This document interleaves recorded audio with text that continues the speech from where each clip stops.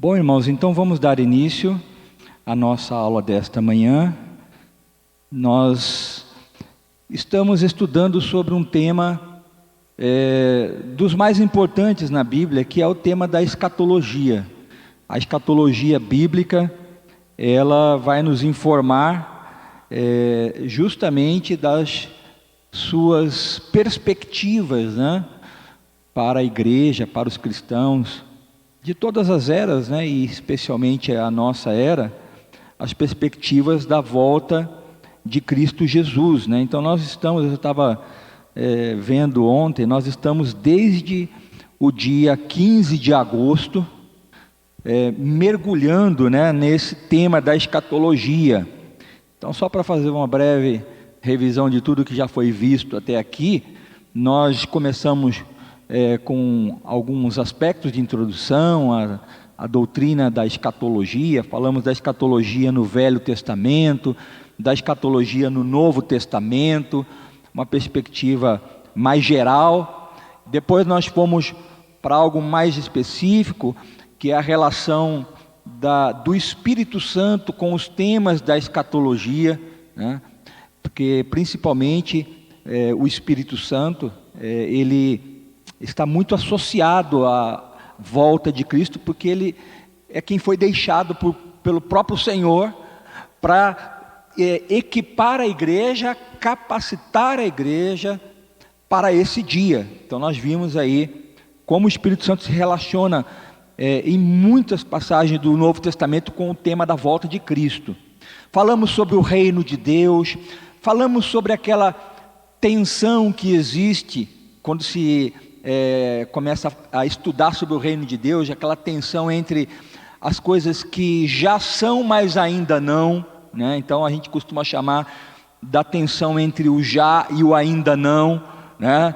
Por exemplo, nós somos salvos, né, mas ainda não. Então é uma tensão que existe, né? Somos cidadãos do reino dos céus, o reino de Deus está aqui, mas ainda não está.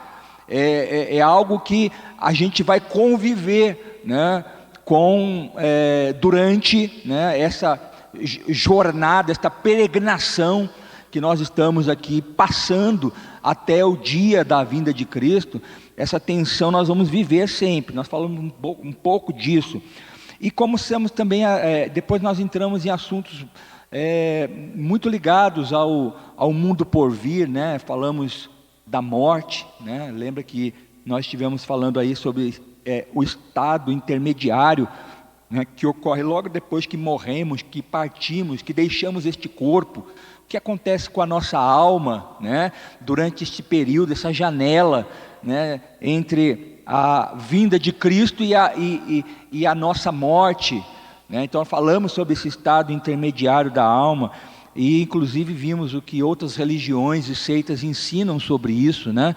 O catolicismo e outras doutrinas existentes nessa área, que trazem muitas dúvidas para as pessoas. Então nós estivemos meditando nisso também, foi muito bom. E aí começamos a falar da segunda vinda de Cristo já propriamente falando, né? Então falamos da expectativa pela segunda vinda de Cristo, que é esse senso que vai dirigir os crentes à igreja, um senso de expectativa. Se um cristão não vive numa expectativa muito alta, aquela expectativa bem esticada mesmo, sabe, da vinda de Cristo, esse crente precisa ter a mente transformada ainda, ele precisa ter a mente renovada, porque todo crente que é crente, toda a igreja do Senhor, a igreja, como diríamos, né, raiz, ela está esperando a vinda de Cristo. Esse senso de expectativa tomava o coração dos cristãos daquela época, ao ponto de Paulo, os apóstolos e os crentes há mais de 2000 anos atrás já acharem que Jesus ia voltar naqueles dias. E eles viviam essa expectativa, queridos. E um cristão não pode ser engolido pela pós-modernidade, pela nossa cultura, a cultura dessa sociedade que vivemos hoje. Não pode engolir o nosso senso de expectativa, sufocar esse senso de expectativa pela vinda de Cristo. Então falamos sobre expectativas. Depois falamos sobre sinais dos tempos. Passamos 2 domingos falando sobre sinais dos tempos. E nós vimos os 5 grandes eventos que vão preceder a vinda de Cristo. Se você participou dessa aula, você já está preparado, porque você sabe quais são os 5 grandes eventos, né, que vão anteceder a vinda de Cristo. Não vou falar aqui para você depois ir lá, se você não viu, perdeu essa aula, ir lá no YouTube, né, e pegar lá a aula do dia 26 de setembro, 19 de setembro, e assistir lá. Espero que esteja gravado algumas aulas. Irmãos, quase todas as aulas estão lá no YouTube. Todas, né? Teve uma lá, outra que ficou uma qualidade, né? Mas está lá. Então, aula do dia 19 de setembro, para você ver quais são esses 5 grandes eventos. Depois nós falamos sobre a segunda vinda de Cristo, aí mesmo, como vai ser, o evento mesmo, a segunda vinda de Cristo. Passamos aqui algumas horas também falando sobre isso. Em outubro falamos sobre o milênio, né? O período que vai depois vir, né? Quando Jesus voltar, o período que vai aí suceder, né? A volta de Cristo, esse período que a Bíblia chama de milênio, né? E nós vimos as principais correntes milenistas que existem, e nós podemos aqui falar qual é a nossa, né, inclinação, vamos dizer assim, né? Qual é a nossa posição com respeito às várias correntes existentes, né?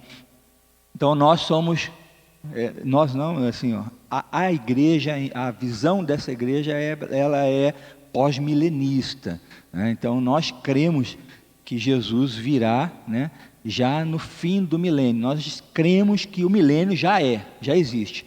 E pastor, agora fiquei com dúvida. Então você vai lá depois na aula do dia 3 de outubro e vai poder assistir essa aula lá no YouTube também, para depois tirar suas dúvidas, se ainda remanecer alguma dúvida no final, tá? 10 de outubro nós falamos sobre a ressurreição do corpo, o processo de ressurreição do corpo. Depois, no dia 17, falamos sobre o juízo final, né? Depois, no dia 24, sobre o estado final dos ímpios, o castigo eterno. No domingo seguinte, dia 31, falamos sobre o estado final dos justos, sobre os novos céus e a nova terra. E entramos em novembro, e desde o primeiro domingo de novembro nós estamos falando sobre parábolas. Que parábolas? As parábolas alusivas à segunda vinda de Cristo. Há um conjunto específico de parábolas no Novo Testamento que Jesus contou para ilustrar a segunda vinda, o evento da sua vinda, do seu retorno. E nós estivemos então estamos desde o começo de novembro vendo essas parábolas. Nós nos propomos a ver um grupo de 5 parábolas. Então nós já vimos a parábola da figueira. Depois nós estudamos um grupo de 3 parábolas juntas. Nós fizemos um bloco ali para falar da parábola do pai de família e do ladrão, a parábola das 10 virgens, né? A parábola do servo bom e fiel e a parábola das 10 virgens. Então fechamos estes blocos e concluímos que a volta de Jesus será inesperada, como a gente não espera o ladrão, mas a volta de Jesus também vai ser mais cedo do que pensamos, mas a volta de Jesus também, diz a parábola das 10 virgens, será mais tarde do que pensamos. Então, se Jesus vem de forma inesperada, se ele vem mais cedo do que se espera, e se ele vem mais tarde do que se espera, concluímos que você precisa estar pronto, em prontidão. Em qualquer momento ele pode voltar. Se você acha que é amanhã, pode ser que não seja. Se você acha que é daqui a 10 anos, pode ser que não seja. Se você pensa que vai ser logo, né, ou que vai demorar muito, talvez não seja. Então, temos que estar preparados, né? E hoje nós vamos ver uma parábola, que eu acredito que é uma parábola conhecida, se não de todos, mas da maioria, que é a parábola dos talentos. Quem já leu, estudou, ouviu falar da parábola dos talentos aqui? Só para mim ver aqui, levanta a mão aqui. Muitos, a maioria. Então vai ser fácil a aula hoje. Vocês vão dar aula hoje, então, tá bom? Lembrar que isso é uma aula, não é um sermão. Você deve participar. Como? Fazendo pergunta, contribuindo, né, com seu conhecimento, fazendo comentários, você participando da aula, você nos ajuda a tornar a aula mais dinâmica, e a sua dúvida, como eu sempre falo, pode ser a dúvida de outro. Então, abra sua Bíblia aí no livro de, vamos ver quem sabe, Mateus, capítulo 25. E nós vamos... Não ouvi. Ah, está lá, né? Obrigado aí por vocês serem honestos. Isso aí é méritos da Maria Helena, tá? Ela não está aí, né? Está lá embaixo? Porque ela me falou: meu amor, você tem que colocar referência lá, porque às vezes chega um irmão ou um visitante, chega mais tarde e está lá, aquela muito bonito, mas e a passagem? Aí eu falei: é verdade, obrigado pelo puxão de orelha. Aí eu tive que voltar e fazer todos os slides colocando as passagens, porque aí no próximo, né? Então vamos lá, irmãos, Mateus 25, 14, vamos ler a parábola juntos? Depois nós vamos então mergulhar aqui no teor dela e procurar extrair as lições para hoje.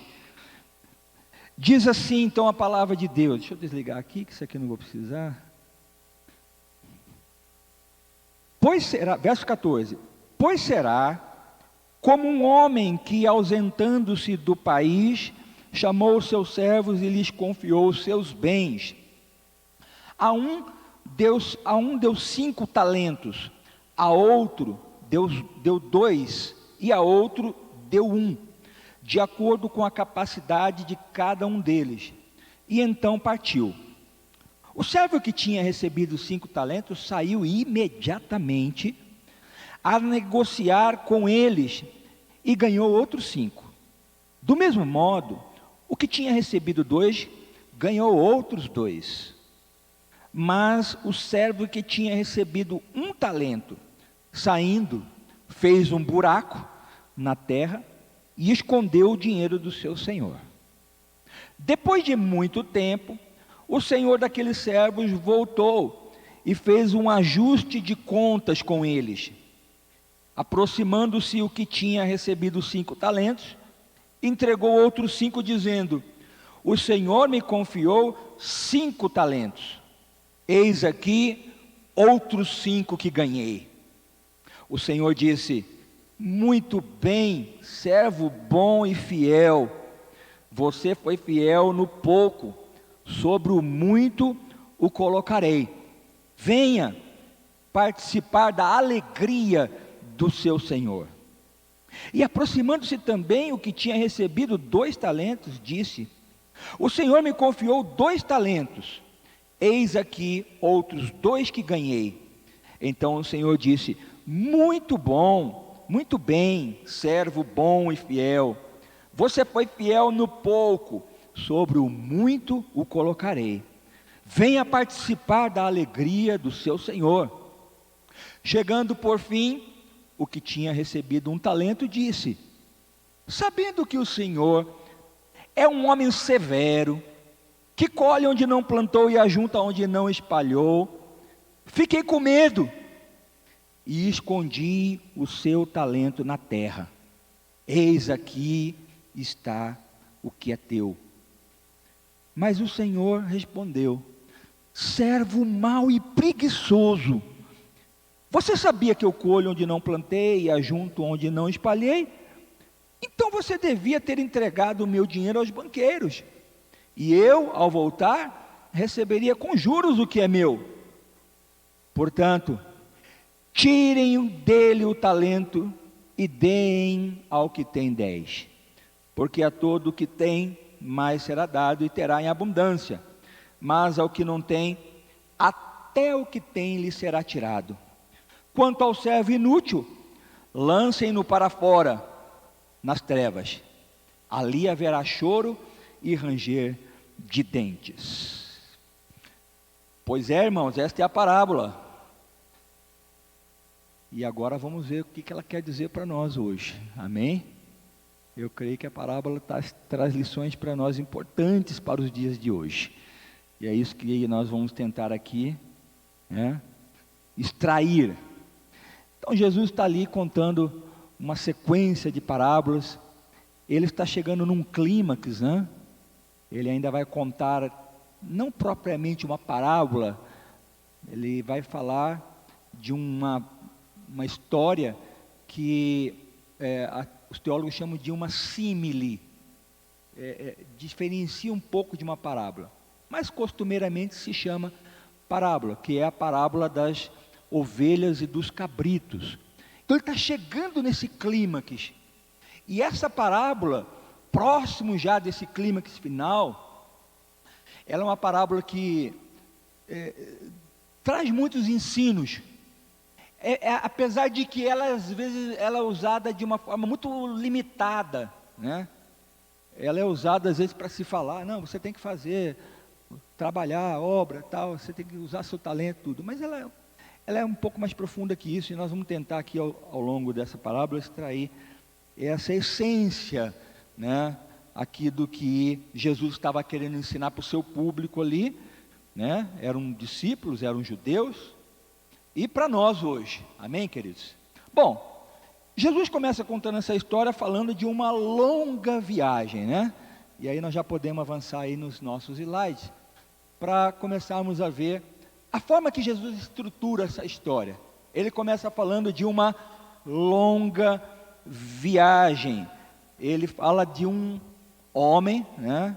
De um indivíduo, pode clicar aí, é isso, que vai empreender uma jornada, né? Então esse indivíduo, esse homem, do início da parábola aqui, que o início da parábola retrata, ele está pronto então para empreender essa viagem. E o texto mostra para nós que ele não diz quando volta. Ele não fala, olha, eu vou ali para uma viagem, um projeto, um assunto de negócios e volto daqui a um ano. Não, é uma viagem sem data anunciada de retorno. E um fato que nós observamos aqui é que esse homem, aparentemente, ele possuía muitos bens, muitas riquezas, né? Ele tinha um bom patrimônio. E você não levava o patrimônio, né? Você viajava e deixava o seu patrimônio. Você levava alguns recursos para a viagem, mas o seu patrimônio você tinha que deixar. E você tinha que confiar em quem você deixava esse patrimônio, sob o risco de você voltar e não ter nada, sob o risco de você voltar e você não é mais rico, você é pobre. Então note só, né, o tipo de situação que aquele homem estava vivendo naquele momento, né? E comece a comparar um pouco com o que Jesus quer falar. Jesus está querendo ensinar uma lição espiritual, né, para nós. Então a gente começa a fazer algumas associações aqui, né? Pense você que hoje você sai de viagem, você deixa a sua casa na mão de pessoas que você confia, né? Seus bens, você deixa até seu cachorro, seu gato que você ama tanto, você pega, né, ou a sua samambaia, né? Seu cacto não precisa, né? Cacto pode ficar um ano lá em Caldas Novas, quando você voltar o bichinho está lá ainda, né? Mas você deixa na mão de alguém que você confia, né? E quando você não tem, é um transtorno, fala a verdade. A gente tinha uma época, quando a gente veio aqui para Brasília, a gente não conhecia ninguém, então a gente não podia muito viajar e fazer algumas coisas assim mais de longo prazo, porque a gente não tinha uma estrutura ainda para quem confiar, né, nossos bens e nossas propriedades. Clica mais uma vez aí, por favor. Quando que ele retorna, esse homem, né? Ele não anuncia a data, né? Mas quando que ele retorna? O verso 19 vai falar. Vamos lá ver o 19 de novo? Quando é que esse homem volta? Quem pode me responder essa pergunta aí? Baseado no verso 19. Quando? Depois de muito tempo. Também não ajudou a gente, né? Porque muito tempo pode ser 10 anos, 20 anos, 30 anos. Então o fato foi esse: um homem aparentemente muito rico, né, com grande patrimônio, viaja, vai empreender uma jornada e vai voltar depois de muito tempo. Então esse é o começo da história, uma longa viagem, né? E imagino só Jesus começando a contar essa história e aquelas pessoas ouvindo, né, e começando a formar uma cena dentro da sua cabeça. Uau, o que Jesus vai falar para a gente? Um homem rico viaja e vai voltar depois de muito tempo, né? Nós aqui temos a facilidade de começar a fazer associações mais próximas da realidade, da essência da história do que aquele público, né? Essa é uma verdade, porque nós já conhecemos os evangelhos, a palavra, né? Então para nós fica muito fácil associar logo a Jesus a pessoa desse homem rico, dessa pessoa que está empreendendo uma jornada, porque Jesus, ele iria, no momento logo em seguida, ali, empreender uma longa jornada. Lembra do texto de João 14, 2 e 3? Pode clicar aí, Douglas, acho que está aí também. João 14, 2 e 3, quem abre para a gente e lê? Aliás, temos microfone? Cadê? Ah, está ali, o Paulo está com o microfone. Eu vou querer a sua ajuda, irmão, você já sabe, né? Quem é da classe já sabe. João 14, 2 e 3, alguém acha aí? Levanta a mão para ler para a gente e nós vamos te passar o microfone para você ler para nós e todos nós ouvirmos, né? João 14, 2 e 3, quem é que vai ler para a gente aí? Pode levantar a mão alguém aí. Aí a Bruna vai ler, pode ler, Bruna. Na casa do meu pai há muitos quartos, e eu vou preparar um lugar para vocês. Se não fosse assim, eu já lhes teria dito. E depois que eu for e preparar um lugar para vocês, voltarei e os levarei comigo, para que onde eu estiver, vocês estejam também. Amém. Quem é este que está falando? Jesus. O que ele está falando? Vou viajar. Para onde ele diz que vai? Para a casa do meu pai. Quanto tempo ele vai ficar lá? Quando ele vai voltar? Bom, de onde ele estava para a casa do pai, é longe, não era? É longe. Uma longa viagem. Uma longa viagem não só de distância, mas também de tempo. É uma longa viagem, porque demora para chegar lá, é um lugar tão longe de nós. E é uma longa viagem porque ele vai ficar lá muito tempo, né? Esse homem rico, ele viajou, né? Foi empreender lá o seu projeto, né? E diz a Bíblia que ele se ausenta para um lugar longe, porque Jesus fala que ele se ausentou do país. Então ele não foi para uma cidade próxima, ele foi para um outro país distante. Jesus foi para este outro país também distante. E quando ele volta? Clica aí, Jean, por favor. Quando ele volta? Quando? Nós já estudamos essa lição, não foi? Quando ele volta? Sim, ó, vocês estão com dúvida, gente. Quando Jesus volta? Ninguém sabe, é isso. Tem que falar, gente. Ninguém sabe, pastor.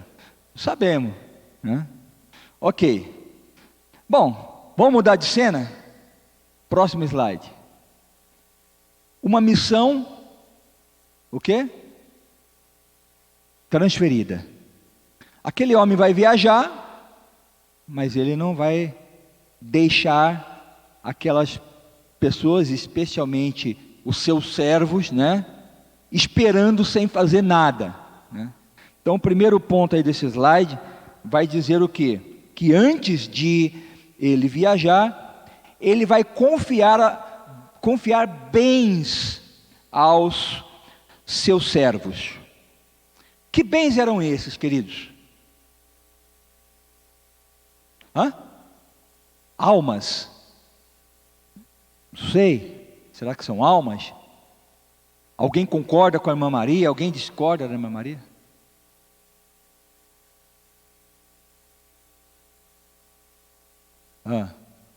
Eu não estou ouvindo direito. Tem que falar com o microfone para a gente poder ouvir direito. Vamos lá. Eu percebi, não sei se está certo, que o primeiro dobrou, né? O segundo, ele tinha... Porque aqui na minha versão fala 200 moedas e ele entregou... 5. O primeiro era 5. O segundo... os 3 empregados. O segundo, cadê? O empregado que havia recebido 500... E muito bem, o empregado bom e fiel. E o outro parece que era aqui, 200 moedas, chegou e disse, o Senhor me deu 200 moedas, aqui estão mais 200 que consegui ganhar. Aí, no meu entendimento, foram 10%, né? 10%? E o terceiro nada. Não, ele dobrou, né? O primeiro dobrou, o segundo dobrou e o terceiro não fez nada. Ficou na mesma. Mas qual que é a associação com almas? Eu não entendi. Porque... esses talentos eram almas. Tá. Que ganharam, foi isso? É mais ou menos isso? Não, eu estou perguntando. Pois não sei. A pergunta é minha. A Bruna, fala, Bruna. Que bens eram esses, gente? Não, na parábola, ele se refere às propriedades, né?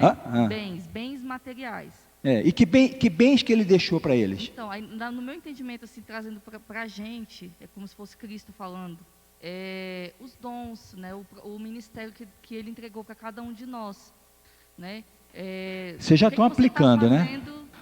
Eu não quero aplicação, não. Só pergunto, o que está escrito no texto aqui? Que bens que eram esses? Talentos. Talentos. Dons, ótimo. O que eram... Não, tudo bem, vamos lá com calma. Não vamos contar toda a história não, gente. Não, chega no final. Eram talentos. Minha pergunta agora, o que eram os talentos?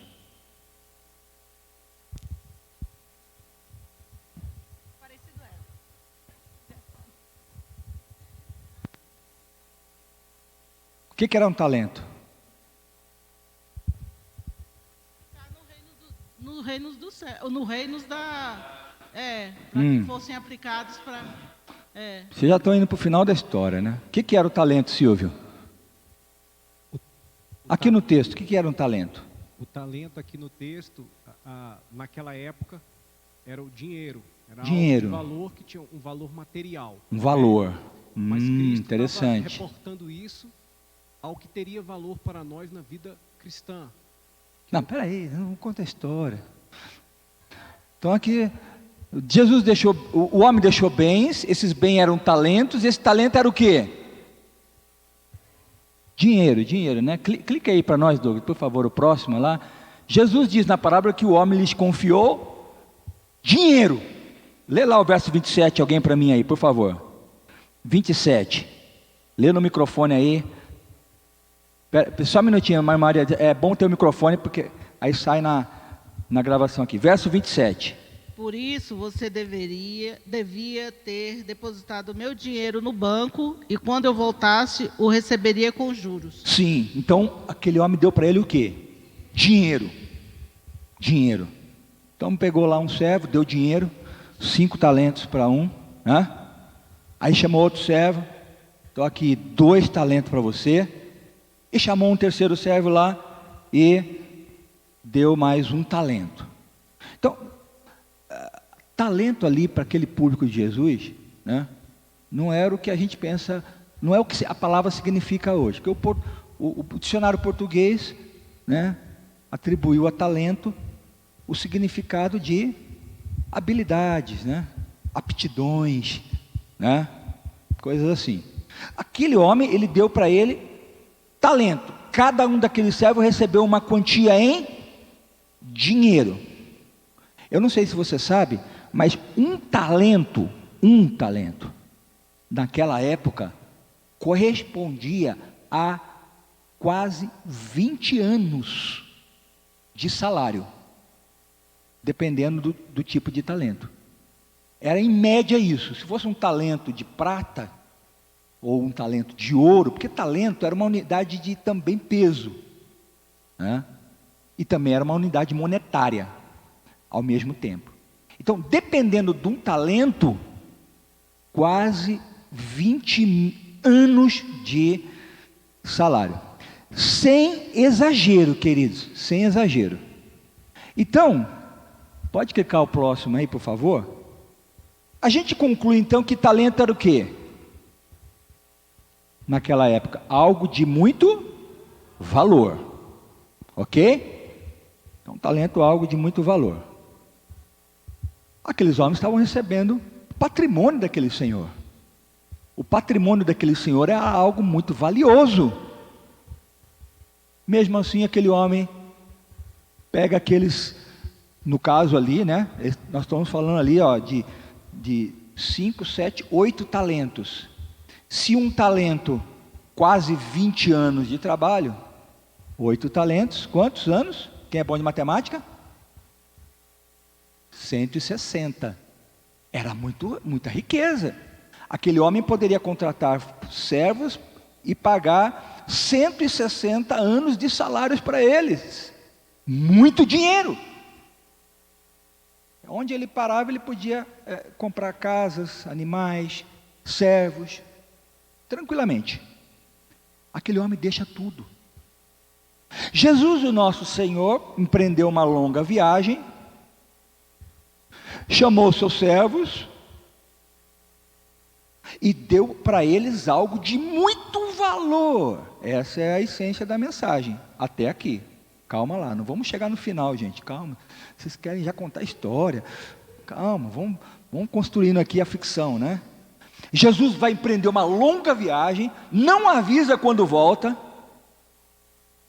Pelo visto vai demorar muito mais do que a gente espera. Pelo visto vai vir mais rápido do que a gente espera. Pelo visto vai vir num dia que a gente não espera. E deixou para você, deixou para os seus servos, algo de muito valor. Extremo valor. Amém? Próximo ali. O próximo é uma pergunta. E aí você pode começar a querer responder. Aí sim. Quais são os talentos que Jesus nos deu? O que é que você acha? Agora vocês podem falar, gente. Agora vocês podem contar a história, começar a desenvolver. Quais são os talentos que Jesus nos deu? Os dons. Que dons é esse? Que dons? Pega o microfone, minha Maria. Profecia. Hã? Profecias, de revelação, os vários dons os dons espirituais, exatamente. Dons espirituais. Talentos aqui, gente. Lembrar, né? Exatamente, olha lá. Ó. Nós temos talentos naturais? Temos. Quais são aqueles talentos de muito valor mesmo? Né? Ah, pastor, eu sei carpigrama. Isso aí eu também sei, mas eu quero saber valor natural, talento natural mesmo, aquele negócio, 160 anos de salário, de muito valor. E sobrenatural também, né? Concordo, Maria. Os dons, né? Paulo vai falar em Efésios, né, que Jesus subiu ao céu e deu dons aos homens, né? Paulo está falando de dons espirituais. Talentos, fala aí de talentos que top mesmo. Não, mas ia falar também. Pastor, agora é o seguinte, o chamado que Deus tem para cada um seria, acho que seria também um tipo de talento que Deus concede, não é? Um chamado? Um chamado? O próprio chamado ministerial. Mas fala, que tipo de chamado? Tipo assim. Para você, pessoalmente, para você. Eu tenho certeza que meu chamado tá tocando, entendeu? Tocar. Isso. É um talento que ele te confiou. Sim, eu acredito, né? É muito valor. Poxa, demais. Como é que você trata um negócio de muito valor? Com carinho, né? Com cuidado. Carinho. Responsabilidade. Isso. Gente, eu tô com, pensa assim, aquele que recebeu, eu não vou falar nem do 5 nem do 2, aquele que recebeu com, caramba, 20 anos de salário na minha mão. Então, pro Charles ali, um talento muito importante que Deus delegou para ele é a música, tocar. Com certeza o Charles, ele mata e morre por isso. Com certeza o Charles não passa um dia da sua vida sem lustrar, cuidar, estudar, investir todos os dias. Certo, Charles? Certo? Mente não, ó. Tô brincando. Não, eu tô querendo trazer um pouco de vivacidade aqui. Porque talento é isso. É algo de muito valor. Quem ia falar? Levanta aí, por favor. Bom dia, irmãos, paz. A questão mais importante, quando você vai no cerne, é a própria vida. O talento maior que Deus nos deu é a própria vida. E tudo que você vai fazer nessa vida, você vai gastar tempo. E o tempo vai gastar a vida. Então, tudo aquilo que a gente se propõe a fazer, você vai ter que gastar a sua vida, né? Essa é a questão. Então, para você, vida é um talento. Assim, eu creio que a vida vem antes do talento e é mais preciosa do que o talento. Sim. Porque o talento vai depender dela. Eu preciso da vida para exercer qualquer coisa. Então, o bem mais precioso é a vida que Deus nos deu, né? Então, vida seria um talento, tipo assim, um talento raiz, é da onde prioritário, assim, um talento, é o talento dos talentos, né? Vida, ótimo. Vida é um talento natural, sobrenatural, espiritual. O que é? É um talento natural, né? Deus te deu vida, né? E não deixa de ser também, quando você nasce em Cristo Jesus, tem um novo nascimento, uma vida espiritual, é um talento sobrenatural. Mas o fato é vida. Então, seja a vida física, seja a vida espiritual, essa vida é um talento. Se é um talento, tem muito valor. Se tem muito valor, a minha vida, esse talento eu tenho que cuidar, respeitá-la, cuidá-la, nutri-la, comer bem, dormir bem e viver, porque esse é um talento muito importante, né? E outra coisa, irmãos, presta atenção aqui, importantíssimo, esses talentos são nossos? Não. A vida é minha.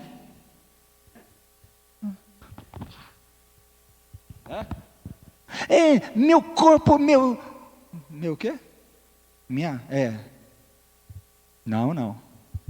é não.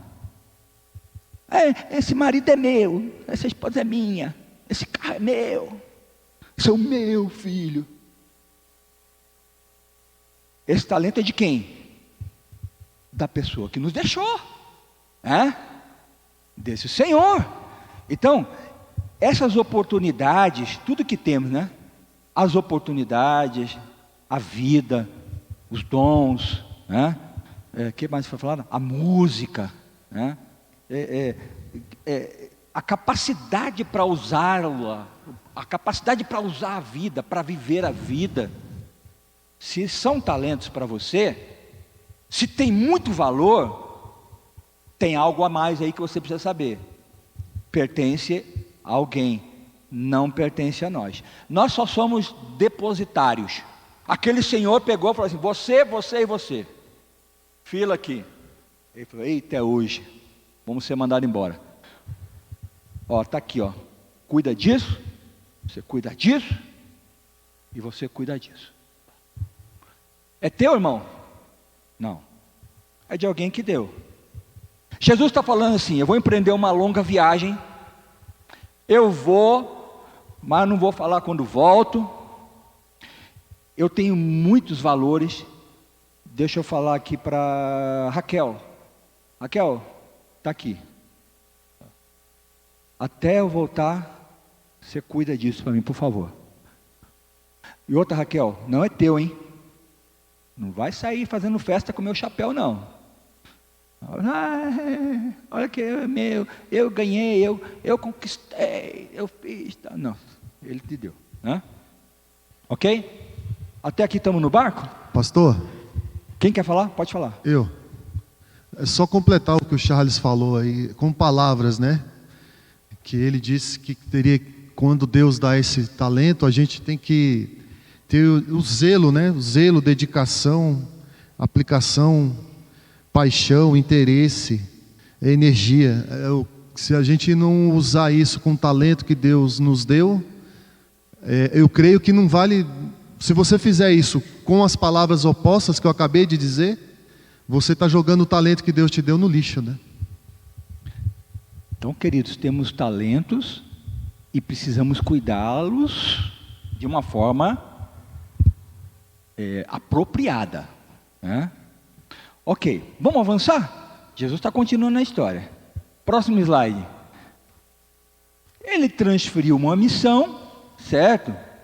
E agora, nós vamos ver que Jesus teve o cuidado, aliás, o Senhor da parábola, né, teve o cuidado de fazer uma distribuição justa dos talentos. Quem pode ler para nós de novo aí o verso 14? E o Douglas já pode clicar ali o primeiro ponto. Verso 14, quem for ler, levanta a mão aí, só para a gente... Isso. Por favor, Ney.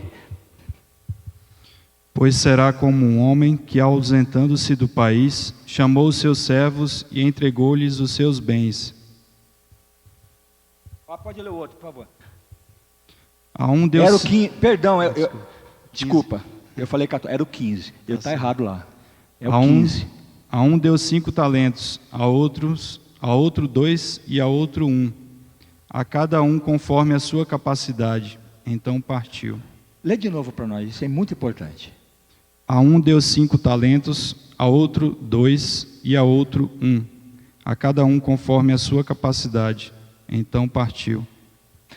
Então ele pega e faz uma distribuição dos talentos. E ele fala de quantidades distribuídas. Então a um deu 5, a outro deu 2 e a outro deu 1. Bom, o texto já nos ajuda a entender o porquê, aliás, né, o texto nos ajuda a entender o porquê das quantidades serem diferentes. Por que quantidades diferentes para cada servo? Segundo o versículo aqui. Ele usa uma palavra que é muito conhecida nossa, né, nos nossos dias hoje. A quantia estava relacionada a capacidades, né? Capacidade. O que é uma capacidade para você? Eu queria uma opinião de alguém aí sobre o que é uma capacidade. Quem quer ajudar a gente aí? Não precisa gastar todo o seu conhecimento, não, filosófico, tá? Pastor, eu acredito que de forma simples, por favor, irmão. A capacidade ela pode ser um limite que a pessoa pode atingir. O que tem uma porcentagem maior, outros têm uma menor. Então ele deu conforme ao que o outro poderia dar de melhor, maior. Ok. Então capacidade, para resumir numa palavra que você falou ali, eu vou escolher limite. Um limite que alguém, né, possa... Ou o Charles também ia falar. Pastor, eu defino a palavra capacidade como uma habilidade que a pessoa pode fazer melhor do que o outro. Não colou, tá certo. Fazer melhor que o outro. Bom, só um minutinho antes de você falar. Vamos lembrar aqui que eles receberam o mesmo tipo de item, né? Receberam dinheiro em quantias diferentes, mas em essência era dinheiro, né? Então, vamos refletir melhor na questão aí. Mas, ok. Então, limite, um fazendo melhor quando você fala melhor, eu penso em melhor e pior. Por exemplo, o que recebeu 5 fez bem, o que recebeu 2 fez bem também.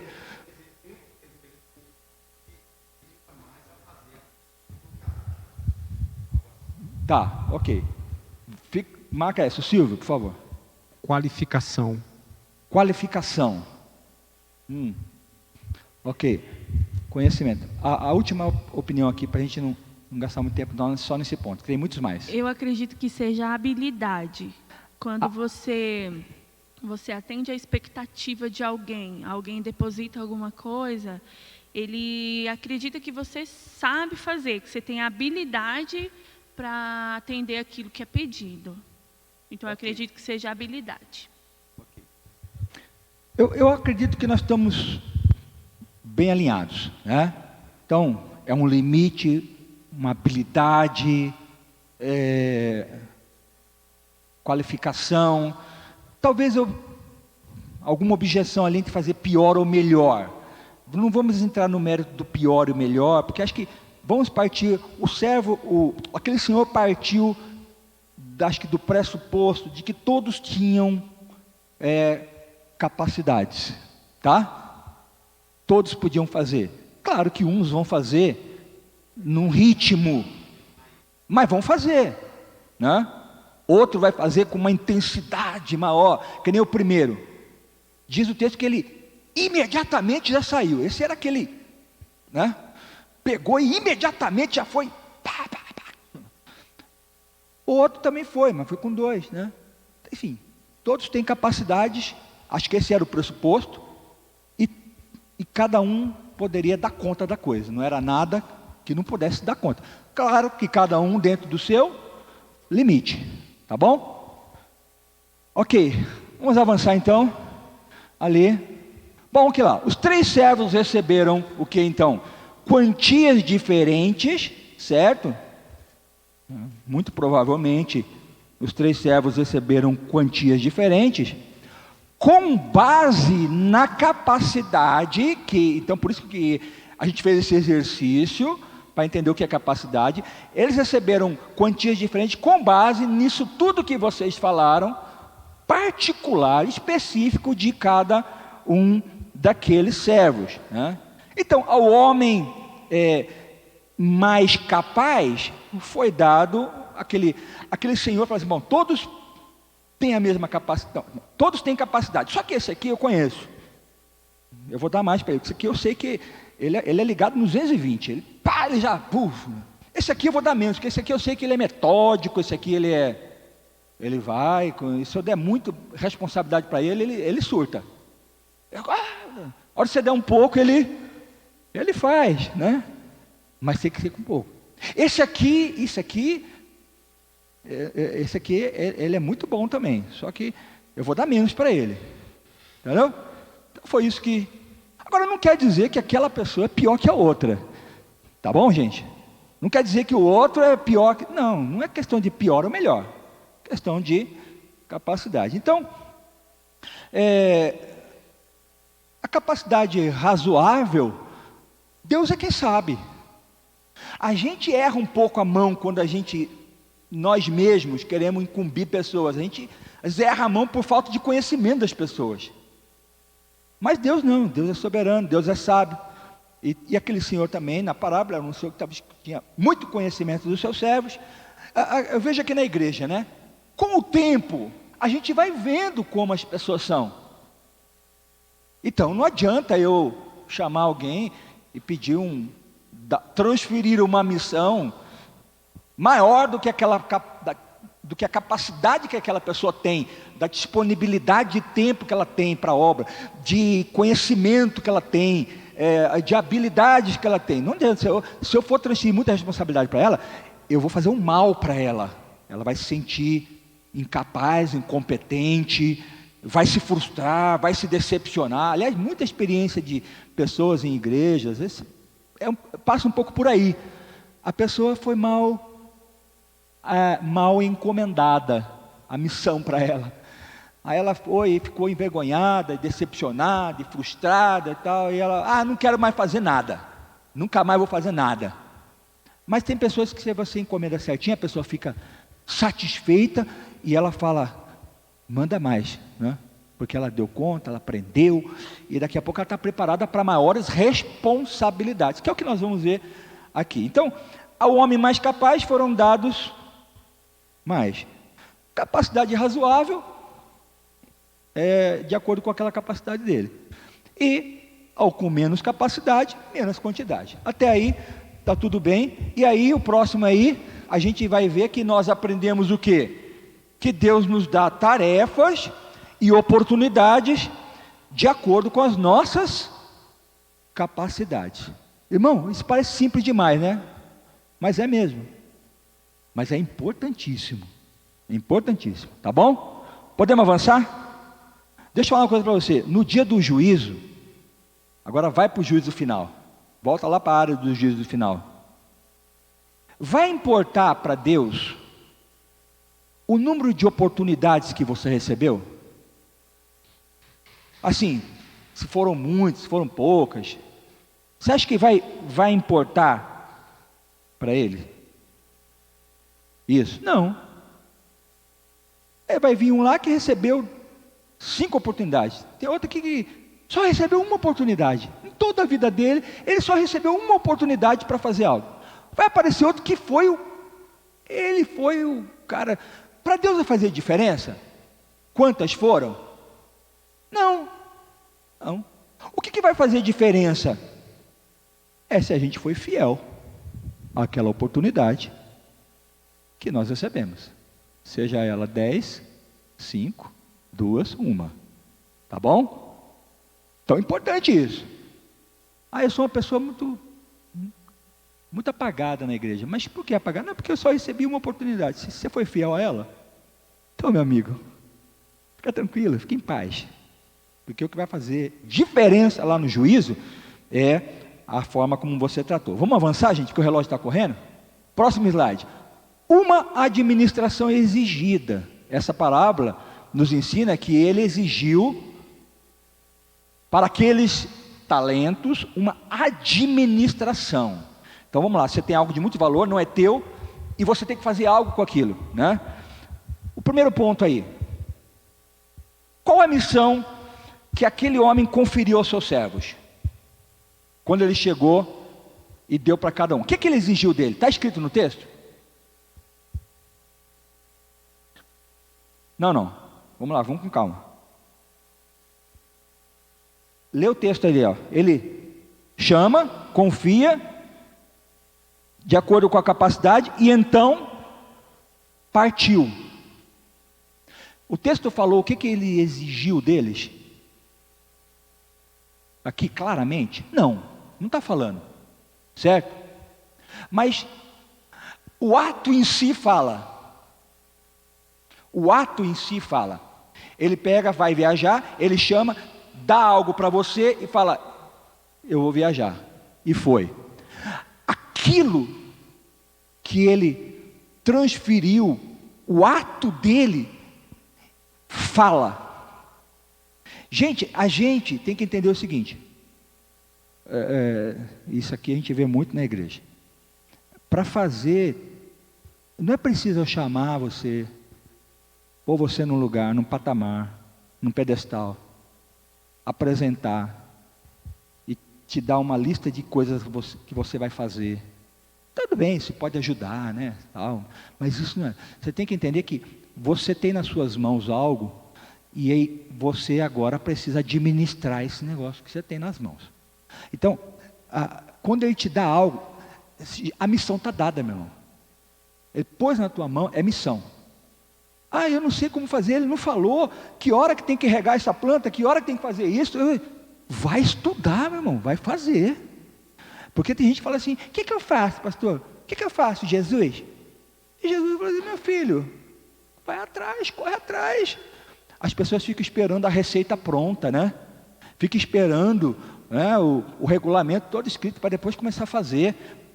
Ele não falou nada, está na tua mão. O que eu faço com isso? Sei lá, se vira. O que é isso? É um talento? Opa, uau, tem muito valor, uau. A primeira coisa a fazer, o que é? Protejo isso.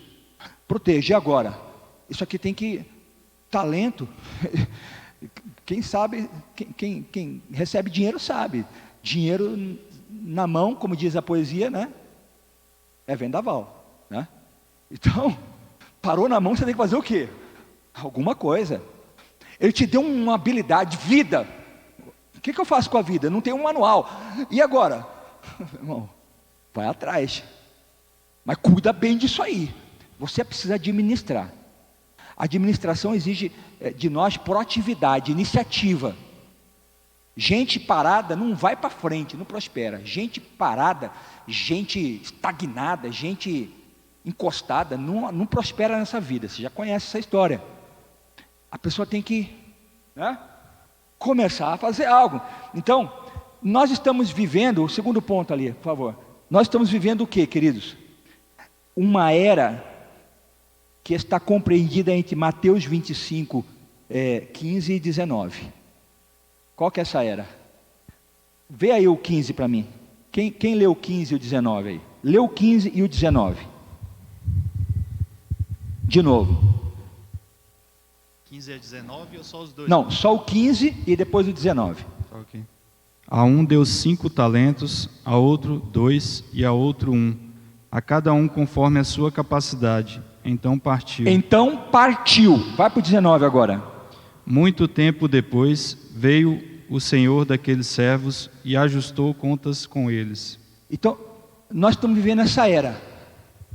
É a era entre a missão transferida e a era que vai acabar com a volta. Nós estamos no meio disso aqui, gente.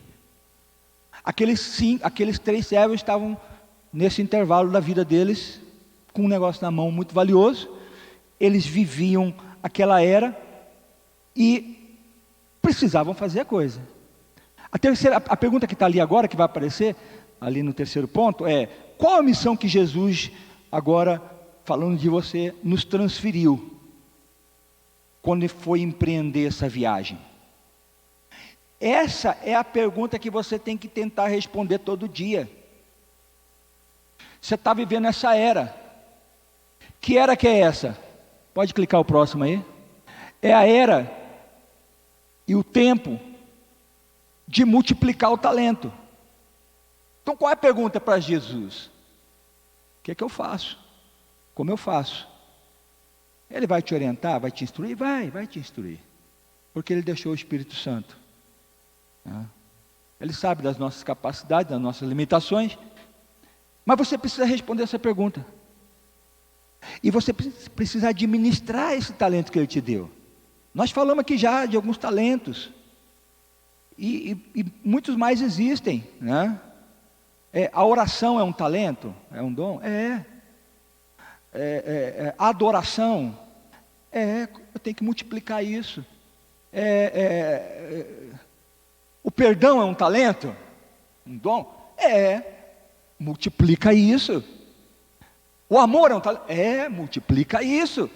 Então, olha só quantos talentos estão nas nossas mãos, valiosíssimos, que não são nossos e que eu tenho que multiplicar, porque apesar de não ser meu, eu recebi uma missão de multiplicar e eu tenho que administrar esse problema não, essa bênção, porque vai chegar um dia nessa era que eu vou prestar conta da administração desse talento. E a pergunta final é: o que você tem feito deles? É a última ali, o Douglas vai clicar lá. O que você tem feito desses talentos, da sua administração? Nós estamos caminhando para um clímax na mensagem, mas até aqui você já sabe. Tem uma missão e você precisa administrar. O que você está fazendo, irmãos, com esse talento que você está aí na sua mão? Pense em todos os talentos. O que você vai fazer e está fazendo com eles? Nós temos que administrá-los. Vamos para o próximo slide? Eu vou pedir para alguém ler para mim o verso 16 e 17. Vai falar da administração então dos talentos. Aqueles servos receberam e agora eles vão atrás, administrar isso. O que diz aí o 16 e 17? Lê para nós, gente. Quem está com o microfone? Microfone. 16 e 17. O empregado que tinha recebido 500 moedas saiu logo, fez negócio com o dinheiro e conseguiu outras 500. Do mesmo modo que havia recebido 200 moedas, conseguiu outras 200. Então, veja só. Aqueles servos receberam lá as suas moedas, né?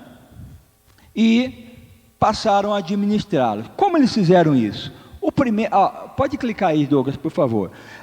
Eu gosto dessa palavra que ele usa aí, imediatamente. Então, imediatamente, o homem que recebeu os 5 talentos foi e começou a administrar, aplicou. Aqui fala que ele ganhou mais 2. Gente, você acha que foi assim? O cara deu, no mesmo dia ele foi lá, aplicou, e vamos assim, vai, no outro dia ele já foi lá, já recolheu os 2. Você acha que é assim? É, só na internet que fala isso, né? Você vai ganhar 1 milhão numa aplicação só. Você vai ficar rico em... né? Não é assim, gente. Muito provavelmente, ele multiplicou aqueles talentos, ele dobrou aqueles talentos durante o tempo, levou quase todo o tempo da volta daquele homem, da viagem que ele fez. Não foi de um dia para a noite. Porque um talento era muito difícil de ganhar. Coisa muito difícil de ganhar é coisa muito difícil de multiplicar, né? Então você multiplica coisa facinho, você multiplica. Sei lá, pintinho, né? Pintinho, vai. Agora, ganso que bota ovo de ouro, não existe, não existe? Esse aí, para multiplicar esse bicho, demora. Então, aquela administração é uma administração longa, né? Aquele homem já saiu. Por que ele saiu correndo? Porque ele recebeu muito. Ele falou: caramba, é muito trabalho para mim. Eu não posso perder tempo. Eu não posso perder tempo. Se eu for pegar isso aqui, botar isso aqui numa gaveta e vou fazer minhas coisas para depois eu começar, não vai dar tempo. Esse cara vai voltar e eu vou estar com esse negócio na mão ainda. Então, quem recebeu muito, gente, infelizmente tem muito pouco tempo para fazer, tem que fazer mais. Tem que dedicar mais, dormir menos, né? Viajar menos, entreter menos e trabalhar muito. O outro recebeu 2. Ele tem mais tempo. Não, ele recebeu 2, mas ele também tem capacidade menor. Ele vai ter que trabalhar do mesmo jeito, vai ter que correr com aquilo. Então, ele também não tem muito tempo. E assim com o que tinha 1, tá? Então, pode ir avançando aí. Foi assim então com um homem que recebeu 2 e ganhou mais 2. E também vai ser assim iria ser assim com o outro. Então, vejam só, a gente tem que ser impulsionado por isso. Nós temos que estar impulsionados por isso. Se nós não estamos impulsionados com isso, nós não estamos cuidando de talento, nós não estamos dando valor a nada. Então, se eu estou impulsionado por um projeto de Deus, eu tenho que estar pregado naquele negócio, né? Vamos lá ver, agora ler o 18. Lê o verso 18. Quem leu o 18 para nós aí, rapidamente?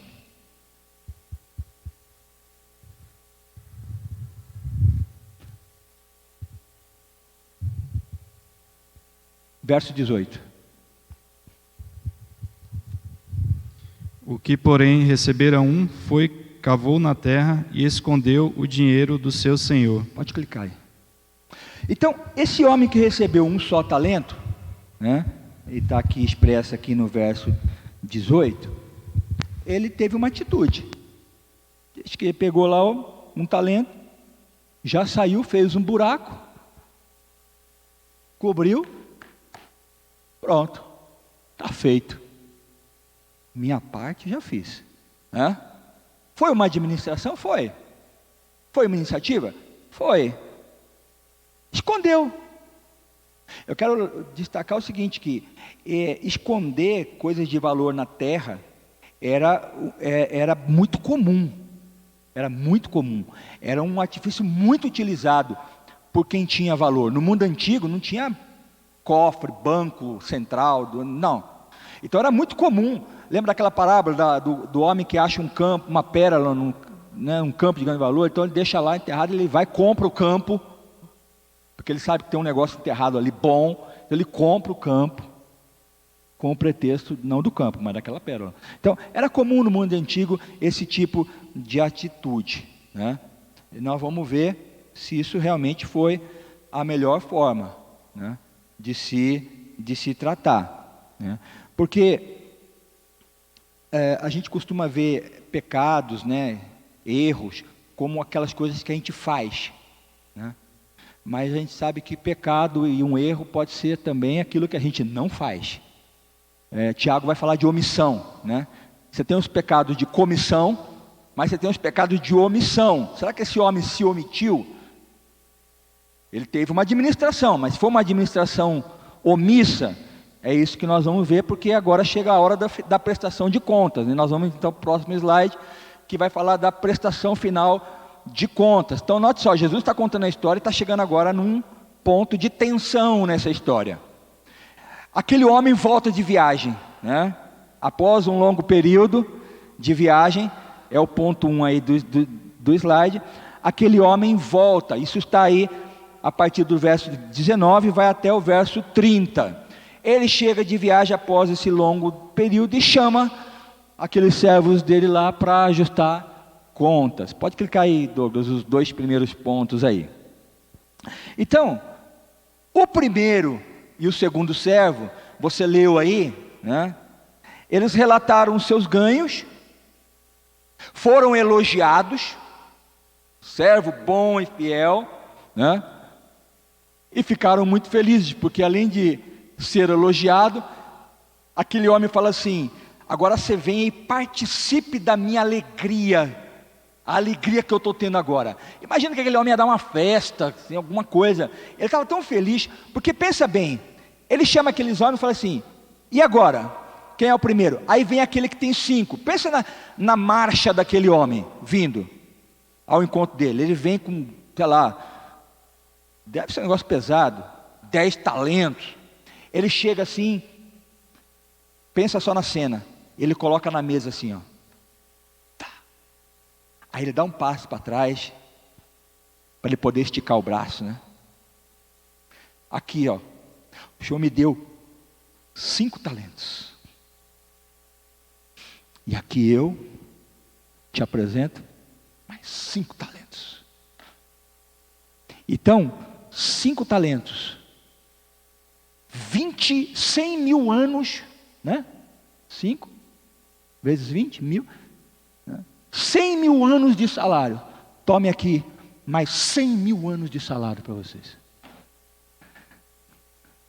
Aquele senhor, uau, que maravilha, muito bom, servo bom e fiel.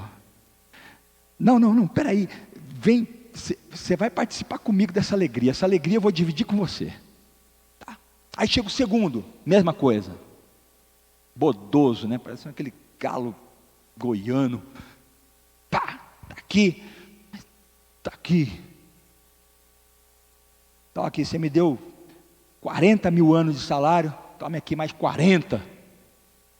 Gente, é muito diferente do outro, em termos de quantidade, mas o resultado foi o mesmo, ele dobrou.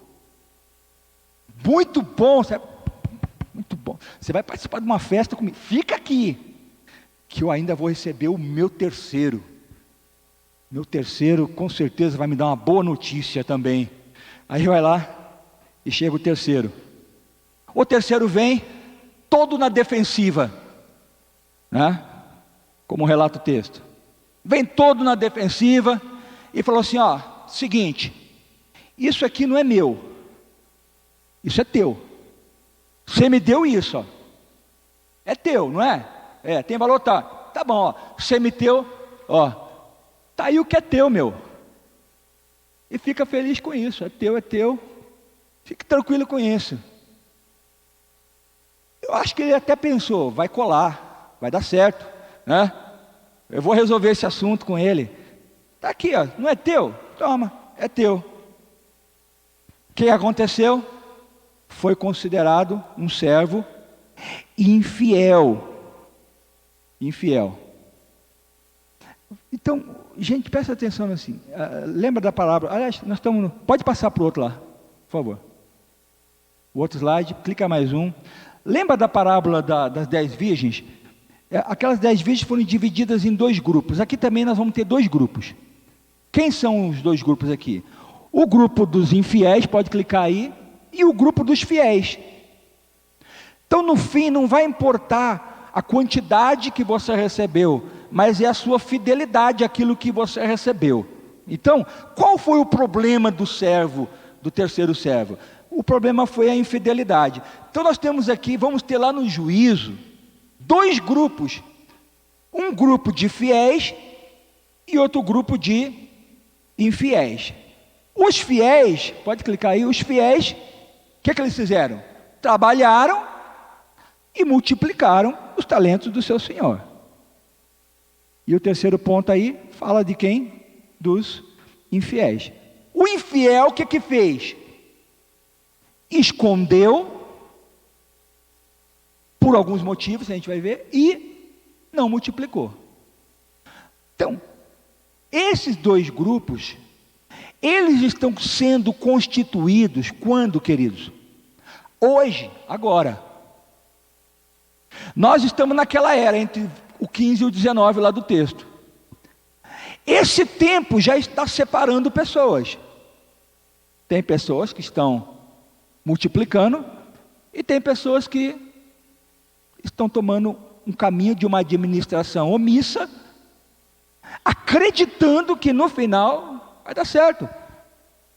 Ele me deu a vida é dele, ele que depois se vire com isso. Não é meu, é dele. Fidelidade passa por você ter responsabilidade por uma coisa que não é tua, como se fosse tua. Por isso que alguém infiel, ele é infiel por quê? Porque não tem valor para ele. Por que um marido, às vezes, por exemplo, é infiel com a esposa? Porque para ele, aquela esposa, Deus deu para ele, mas ele não se vê como o marido dela. Deus me deu, mas é meu isso aqui. Aí ele é infiel. Com o trabalho, com qualquer coisa, até com a vida. Ele não tem um comprometimento com aquilo. Não, eu vou cuidar como se fosse meu. Aí ele é infiel. Essa separação vai ser feita quando, queridos? Lá no dia que ele vier prestar conta? Não, essa separação está sendo feita agora. Quem separa, na verdade, não é ele. Quem separa somos nós mesmos, com as nossas atitudes. Nós já vamos nos colocando para a direita e outros vão se colocando para a esquerda. O Senhor só está assim, ó. Eu vou voltar e quando eu chegar vai ser o que eu vou ver. Ele chegou e viu esse cenário. O fiel e o infiel. Pode passar para o slide seguinte, que já estamos chegando no final. Então o que aconteceu, queridos? Os dois homens que investiram o dinheiro receberam lá os elogios. Aliás, foram elogios diferentes? Não, né? Foi o mesmo elogio. Por isso que eu falei, lá no juízo não importa o número, a quantidade de oportunidades, é a sua fidelidade. O que fez diferença não foi a porção que cada um recebeu, foi a proporção do que cada um fez. Os dois fizeram na mesma proporção, receberam os mesmos elogios. Começaram como servos e agora estão sendo promovidos a Senhor, né? Eles foram fiéis no pouco, por isso o Senhor os coloca sobre muito mais, né? Eles trabalharam arduamente e agora vão poder desfrutar dos resultados. Aliás, tem gente que está querendo desfrutar o resultado hoje. Gente, vida cristã tem uma ordem: primeiro você trabalha, depois você desfruta. Tem gente que já quer desfrutar hoje, sem trabalhar. Não vai. Isso é um falso evangelho. Paulo fala assim: irmãos, sede firmes e constantes, sempre abundantes na obra do Senhor, sabendo que o vosso trabalho não é vão. Primeiro o trabalho, depois o desfrute do trabalho. Isso é vida cristã. Se você está desfrutando de algo porque não trabalhou, talvez você não está vivendo o evangelho. Então, eles trabalharam, foram fiéis e agora estão desfrutando. A sua fidelidade deu-lhes uma capacidade ainda maior de receber, né, de servir e de receber novas responsabilidades. Ó, você foi fiel no pouco, agora eu vou te colocar sobre muito. Gente, esse colocar sobre muito não é simplesmente ele recebeu aqui um tantinho, foi fiel, agora eu vou colocar ele sobre um montão, lembra quem lia o Tio Patinhas aí? Né? Lembra a piscina de dinheiro do Tio Patinhas? Não é colocar sobre... Não, o texto não quer bem dizer. Agora eu posso te dar novas responsabilidades. E a sua capacidade de desfrutar o seu prêmio, o seu bônus, né, vai ser maior ainda também.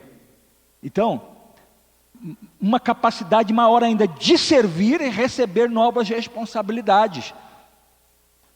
Eles foram colocados como governantes. Poderiam administrar muito mais. Agora ele não vai administrar mais 5, ele vai administrar 10. Depois ele vai administrar 20. Depois ele vai administrar 30. Ele vai crescendo. E com isso cresce o salário também, claro, né? Porque ninguém é de ferro, né? Então, cresce, tudo cresce. Mas com o quê? Trabalho, tá bom? E nós aprendemos também que participar da alegria do próprio Senhor é o alvo e a glória de todos os crentes que vão depois na vinda de Cristo poder usufruir de tudo isso. Próximo slide. Acho que está acabando. Isso é importante. Que tipo de pessoa era o servo infiel? Ele tem um perfil. Qual é o perfil desse servo? Vamos lá. Ao que parece, é alguém que tem uma visão muito distorcida de Deus. Olha só o que ele fala aqui no verso 24. Eu sabia que o Senhor é um homem severo, o Senhor é um homem que colhe onde não planta e ajunta onde não espalha.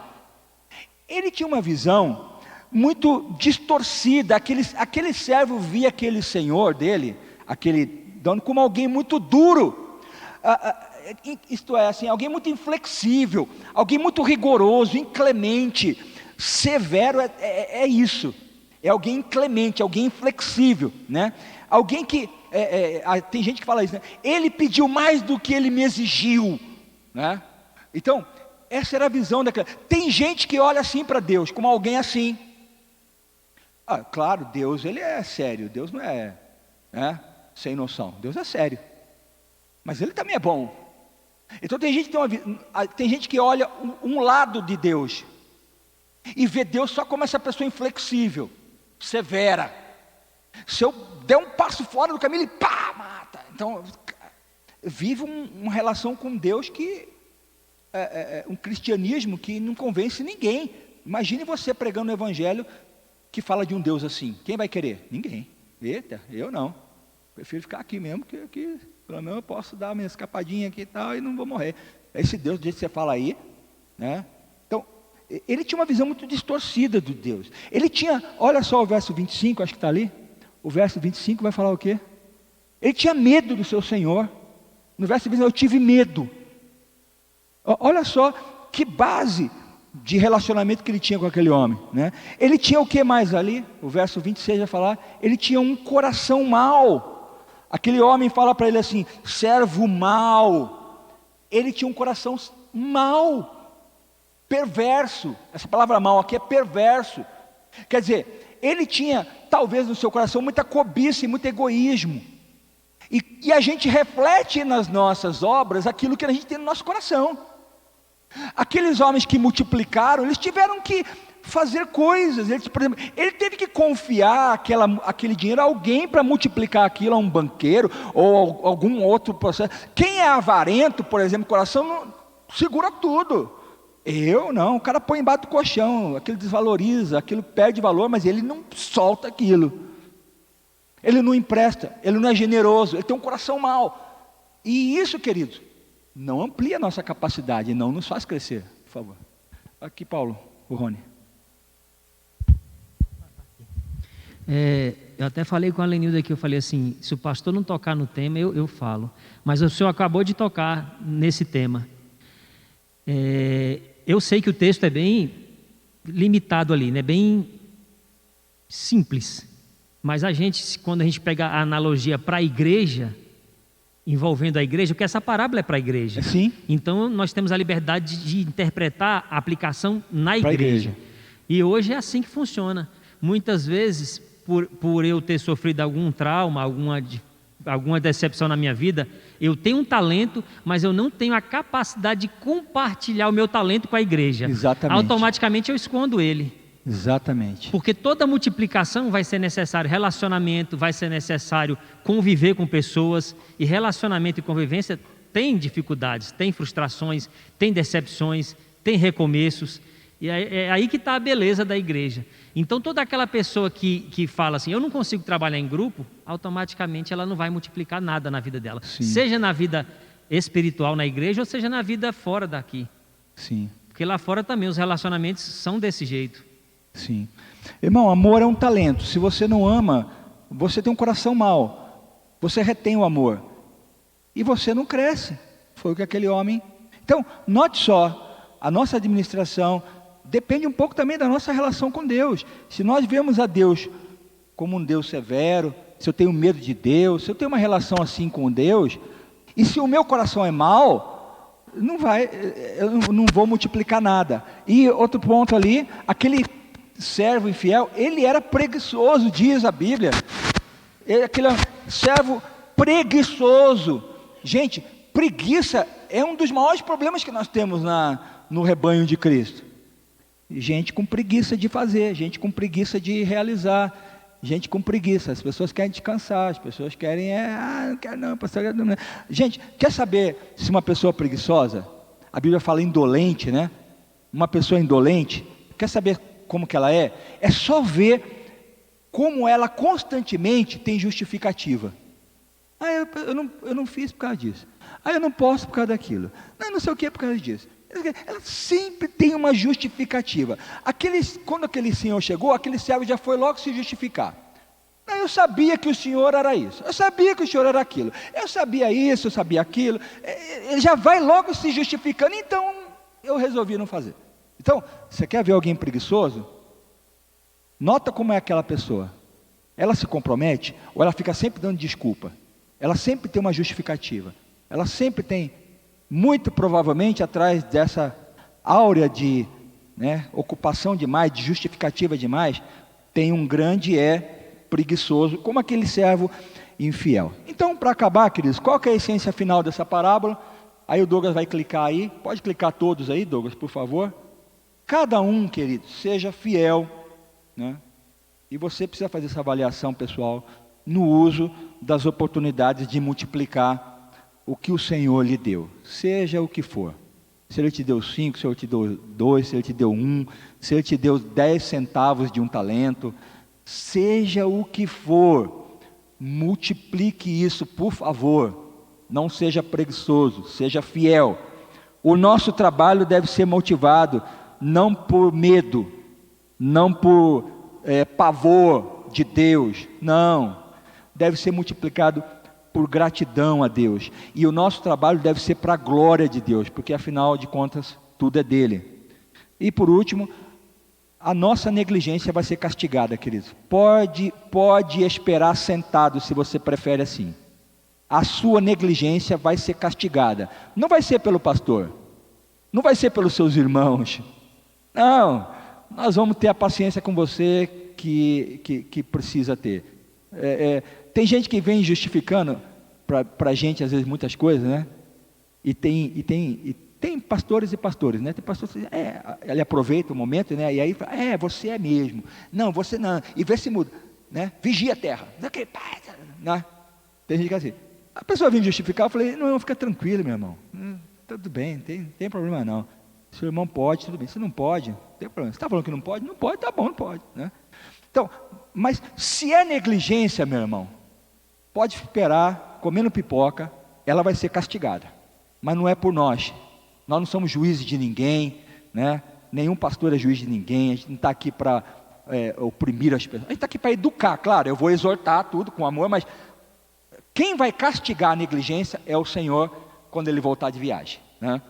E da mesma forma, a diligência, a sua diligência, o seu trabalho, o seu esforço, a sua proatividade. Não estou falando do seu ativismo, não, porque ativismo também pode esconder outras patologias, né? Mas a sua proatividade, a sua fidelidade, ela vai ser abençoada, ela vai ser recompensada também pelo mesmo Senhor que virá, e a gente espera, né, que seja logo. Amém? Vamos orar então, queridos? Vamos ficar de pé? Já estamos encerrando. Vamos fazer uma oração, encerrando a aula. Pai, nós te agradecemos pela manhã de aula, por esta parábola que pudemos hoje Senhor, ó Deus, estudar, refletir, e agora pedimos que o Espírito Santo mesmo aplique estes ensinamentos aos nossos corações e nos faça instrumentos para a Tua glória, instrumentos nas mãos do Redentor. Oramos em nome de Jesus. Amém.